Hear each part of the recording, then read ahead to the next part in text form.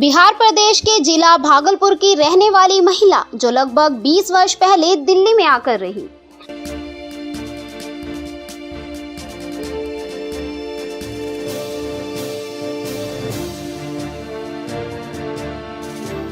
मैं माधवी झा बिहार के भागलपुर की रहने वाली हूँ।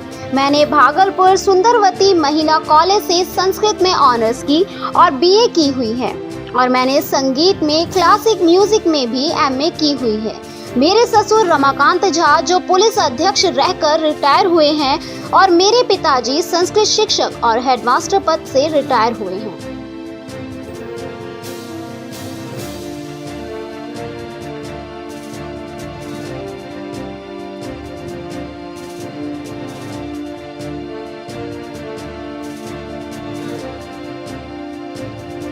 और मुझे शुरू से ही राजनीति में आने का जुनून था। जब मेरे बच्चे बड़े हो गए तो मैं अपनी सोच को आगे बढ़ाने में खुद को समाज के सामने ये बताना जरूरी है कि मैंने परिवार के साथ साथ अपनी जिंदगी के जो सपने आपके होते हैं वो आप किसी भी उम्र में पूरा कर सकते हो और उसका उदाहरण मैं खुद हूँ। मैं राजनीति में 10 वर्ष से कार्यरत हूँ। सभी आंदोलन का मेरे पास वीडियो रिकॉर्ड है और मैंने प्रदेश कार्यकारिणी में भी भाग लिया है जो 3 दिन तक हरिद्वार में हुए थे, जिसमें सभी राष्ट्रीय नेता आए थे, जिसकी मेरे पास लिस्ट है। मैं बेटी बचाओ बेटी पढ़ाओ में भी संयोजक कार्यकर्ता हूँ और मैं मन की बात में संयोजक कार्यकर्ता हूँ और बहुत सारे एनजीओ की भी सदस्य हूँ। वह all India youth foundation Seelampur से विधानसभा की अध्यक्ष भी हूँ और सैंडो कैबिनेट के सेक्रेटरी जो मालिक हैं उनका नाम मणिकेश चतुर्वेदी जो जनता की सरकार है के माध्यम से चैनल चलाते हैं जो अभी बंद है। नमस्कार, आज हमारी कानूनी जॉइंट की टीम पहुंची है दिल्ली और दिल्ली एक ऐसी सेक्टर से बात करते हैं जो कि अब से 20 साल पहले बिहार प्रदेश के भागलपुर जिले की रहने वाली महिला जो कर्मठ और ईमानदार और वरिष्ठ समाज सेवी भी हैं, जो दिल्ली में आकर जनता की सेवा की है और उन्होंने क्या क्या किया है, किस जरिए से जनता की सेवा की है। पूछते हैं उनसे माधवी झा, जिनका नाम माधवी झा है। पूछते हैं माधवी जी से कि माधवी जी ने क्या क्या किया, किसके बल पर कैसे किया, कहाँ इस स्तर पर कैसे पहुंची वो, जो आज जहाँ पर है वो किस लेवल पर गुजरते हुए आए हैं या किस मतलब क्या मेहनत उन्होंने करी, कितनी मेहनत उन्होंने करी है। पूछते हैं माधवी झा से। नमस्कार। नमस्कार मैडम, बताएं कि आप बिहार के रहने वाले हैं और बिहार से कितने समय पहले आप यहाँ पर आ रहे हैं? जय श्री राम। कानूनी जाने के माध्यम से मैं आप लोगों को बताना चाहती हूँ कि मैं बिहार जिला भागलपुर से हूँ और वहीं पर मेरा मायके ससुराल दोनों हुआ। मेरे ससुर जी का नाम हुआ रमाकांत था, वो डीएसपी होकर रिटायर हुए और मेरे पिताजी हेडमास्टर होकर रिटायर हुए और दोनों फैमिली मेंबर पढ़े लिखे एजुकेटेड थे और बचपन से मेरे पिताजी ने किसी चीज़ के लिए बेटों के साथ पढ़ा, किसी चीज़ के लिए मैं जिस भी लाइन में परिवार का पूरा सपोर्ट है। बिहार में रहते रहते आपके मन में कैसे आया कि दिल्ली चले और दिल्ली जाके कुछ करें? हाँ सर, मेरी शादी तो बिहार में ही हुई। उसके बाद मेरे हस्बैंड यहाँ मारुति में मैनेजर थे तो मारुति तो जी।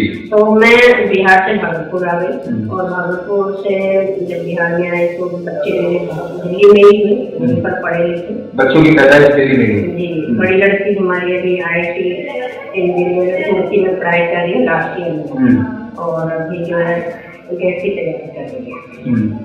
तो यहाँ दिल्ली में आने के बाद में आप 20 वर्ष पहले आपने बताया, जैसे हमने बातचीत की तो आपने बताया कि 20 वर्ष पहले आप यहाँ पर आए, तो आपने यहाँ पर आकर किस राजनीति पार्टी से मतलब आप जुड़े? जी, बच्चे जब छोटे थे तो तभी तो सिर्फ इंटरेस्ट तो बचपन से ही था मेरा, शुरू था राजनीति में आना, लेकिन परिवार और बच्चे की वजह से मैं उतनी फ्री नहीं थी। जब मेरे बच्चे बड़े हो गए तो मुझे लगा अपना सपना भी पूरा करना चाहिए। फिर मैंने राजनीति ज्वाइन की। कौन सी पार्टी? मैंने बीजेपी ज्वाइन की। बीजेपी। तो प्रदेश अध्यक्ष की मैं कार्यकर्ता भी हूँ और प्रदेश से मुझे मन की बातों में संयोजकर्ता भी बनाया गया है और बेटी बचाओ के उत्तरी पूर्वी दिल्ली से जिला उत्तरी पूर्वी दिल्ली से यमुना बिहार से। यमुना बिहार मैं पहले यमुना बिहार में थी, 20 साल यमुना बिहार में। तो वहाँ कर भी गए विधानसभा के लिए काम कर रहे और अभी भी मैं वही हूँ। किन किन आंदोलन में आपने भाग लिया? जी, जितने भी और ये मांगों को लेकर जी, केजरीवाल के जो शराब घोटाला हुआ, इन्होंने जो सरकार को टैक्स नहीं दिए, जो कमाई उनकी सही से हिसाब नहीं दिए, उनके ऊपर बहुत सारे आंदोलन हुए जिसमें मैं भागीदारी रही हूँ। और फिर मनीष सिसोदिया का भी तो हुआ गिरफ्तारी करने का मांग, जो इन्होंने वादा, जो आपने बोला कि मनीष सिसोदिया ने कि शिक्षा में सुधार होगा, तो वो तो कहीं दिल्ली में दिख नहीं रहा है। थोड़ा बहुत इन्होंने स्कूल का कंस्ट्रक्शन वगैरह थोड़ा बहुत ₹1 स्कूल का किया है। मैं आपको बताना चाहती हूँ चैनल के माध्यम से कि जब कोरोना हुआ तो कोरोना में सभी मध्यम वर्ग परेशान हो गए, बहुतों का काम छूटा, बहुतों की कंपनी बंद हो गई। तो हम लोग खुद इंग्लिश मीडियम में मेरी बेटियाँ पढ़ती थी, जिसका फीस जानते ही आप 6,000 है स्कूल का। तो मैं सोची कि अब आर्थिक स्थिति तो मेरी भी काम बंद हो गया, तो मैं सोची सरकारी स्कूल में पढ़ाऊंगी बच्चों को। मैंने साउथ दिल्ली के सारे स्कूल, कौन सा सरकारी स्कूल नहीं है, लेकिन किसी स्कूल में ना साइंस टीचर मिला और ना ही मुझे कंप्यूटर टीचर मिला। और मेरी सारी लड़कियों को जो है कंप्यूटर है ना। और बहुत मुश्किल से बंगाली स्कूल गवर्नमेंट से जो है आपके Victoria girls public school civil line में है, तो फिर उसमें एडमिशन कराया हमने, वहाँ पर कंप्यूटर है। बाकी दिल्ली में किसी सरकारी स्कूल में कुछ भी नहीं। मेरा जो सवाल था वो था कि आंदोलन किए और क्या किसी आंदोलन को लेकर क्या आपके आंदोलन में मांग है? शिक्षा के ऊपर इसलिए बात कर रही हूँ क्योंकि हम लोग जो बिहार से आए हैं, एक हम लोग कुछ भी यहाँ लेके गए, शिक्षा एक सबसे बड़ी चीज। जो बिहार के जितने भी पढ़े लिखे लोग यहाँ आए हैं, IAS IPS बने हैं, हमारा भाई लोग भी दिल्ली में मुखर्जीनगर में करके पढ़ाई की है, हमारा भाई भी गैजेटेड ऑफिसर है, बड़े बड़े पोस्ट पर हमारे रिश्तेदार हैं दिल्ली में। तो शिक्षा इसलिए मैं बता रही हूँ कि जब शिक्षा के प्रति प्रॉब्लम हुआ तो फिर मुझे लगा कि राजनीति जो है ये कहीं ना कहीं राजनीति का व्यवस्था सही नहीं, चाहे जो भी पार्टी है। यदि दिल्ली में काम नहीं कर रही है तो इसके लिए तो आवाज उठानी पड़ेगी। इसके लिए तो राजनीति में भी जाकर के आप आवाज उठा सकते हो। ऐसे तो मैं सामाजिक कार्यकर्ता थी, सभी पार्टियों के लिए मैं काम करती थी। कहीं भी हमारे को चुनाव प्रचार करने के लिए हो, किसी पॉइंट पर मैं भाषण देने में शुरू से हूँ, तो सभी पार्टी मुझे स्वागत करते थे, बुलाते थे, गाड़ियों से लेके जाते थे। राजनेता जो बोलना चाहता था वो मेरे से बुलवाते थे, मैं बोलती भी थी आप लोगों को बोलना चाहिए, लेकिन कोई बात नहीं, थोड़ा सा मैं टॉकेटिव हो तो थोड़ा लोग इसके लिए पसंद करते हैं। आप बीजेपी के वक्त आ रहे हैं? हाँ बिल्कुल। मतलब क्या किसी आंदोलन को लेकर है? अगला सवाल है कि क्या किसी आंदोलन को लेकर कोई मुकदमा आपका हुआ? एक बार हम लोग को थाना लेकर के गए थे, सारे पकड़े थे, जंतर मंतर में जो हुआ था उसमें 4-5 लेडीज और हम लोग थाना में गए थे। फिर आदेश गुप्ता जी भी थे उसमें, तो सभी को पड़े थे थाना में बैठाए। क्या आपकी अपनी कोई एनजीओ की कुछ संस्था? मेरी अपनी नहीं है, लेकिन बहुत सारे अच्छे अच्छे एनजीओ की मैं मेंबर बनी हूँ और संगठन से जुड़ी हूँ। बेटी बचाओ बेटी पढ़ाओ के तहत जैसे आजकल कन्या भ्रूण हत्या, ये सब चीज चल रही है, बेटियों का स्तर घटता जा रहा है, खासकर यूपी के।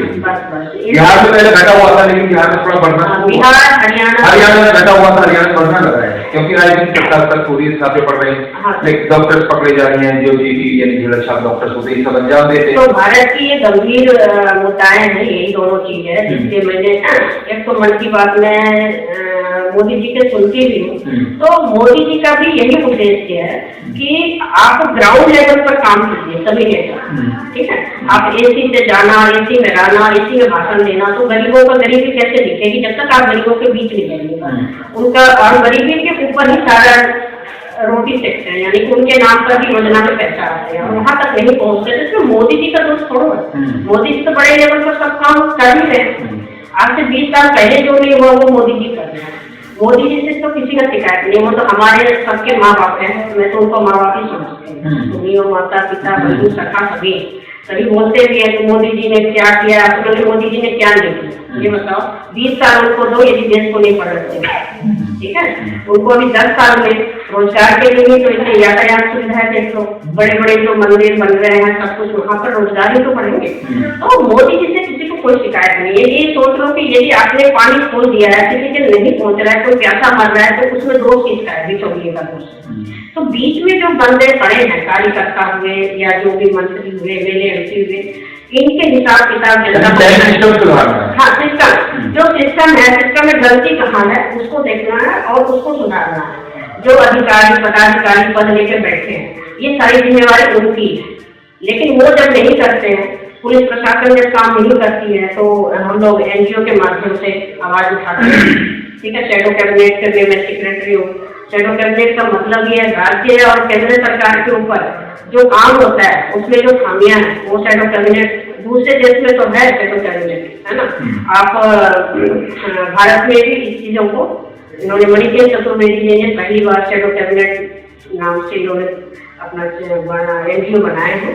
और जो भी जनता की प्रॉब्लम है, जनता ही सरकार सुनती है और जनता की समस्याएं सुनना और जनता अपनी आवाज उठा सकते हैं और जनता ही सरकार जैसे मुझे अच्छा लगा और उनके माध्यम से मैं अपनी आवाज पहुंचाती हूँ। उनके YouTube पर भी मैंने 2-3 वीडियो बनाए हैं, आपको भी मैं सेंड कर दूंगी।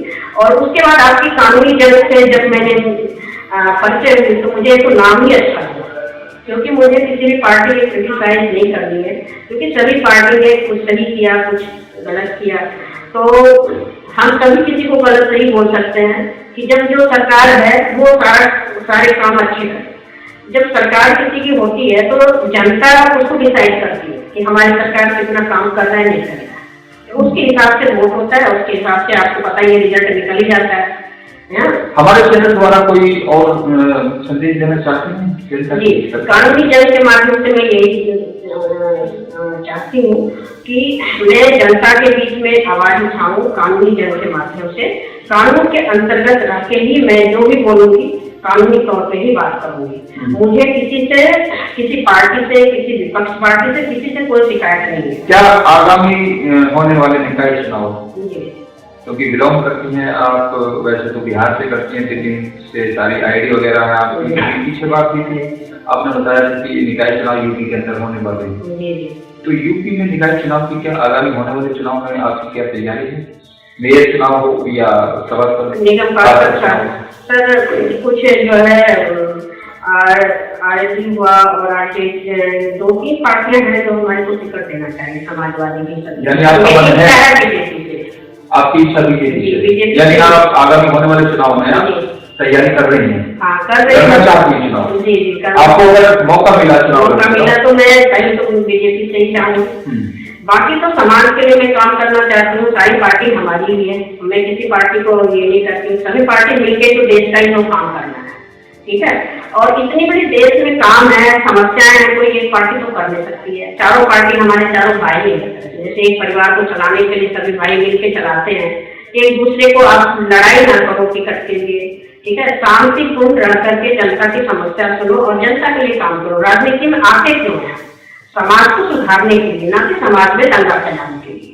सभी पार्टियों से मेरी यही कानूनी जंग के माध्यम से है कि सभी पार्टी अपने को एक भारत देश की पार्टियां हैं, ठीक है, और सभी अपने अपने काम पर, अपने अपने लेवल पर काम करके दिखाएंगे, चाहे सरकार किसी की भी। यदि आपने अच्छा काम किया है तो आप ही जीतोगे, आप ही की सरकार होगी। यदि जनता डिसाइड करेगी कि आपने अच्छा काम किया है, नहीं, यहाँ पर कुछ भी नहीं चलता है। कहता ना कि जनता है जो सब, पब्लिक है जो सब कुछ जानती है, और कानून है जो सबको कानूनी तरीके से उनको आईना दिखाई दे। चलिए, थैंक यू। तो ये भी मैडम माधवी जहाज जिन्होंने बताया कि मैंने बेटी बचाओ बेटी पढ़ाओ में मैंने कितनी मेहनत करी है, सरकार के बारे में बोले, सरकार कोई भी हो, तो अलग अलग तरीके पर अलग अलग क्वेश्चनों पर इन्होंने जवाब दिए हैं। मैं कैमरा मैन नवीन मिश्रा के साथ NK चौधरी, नमस्कार।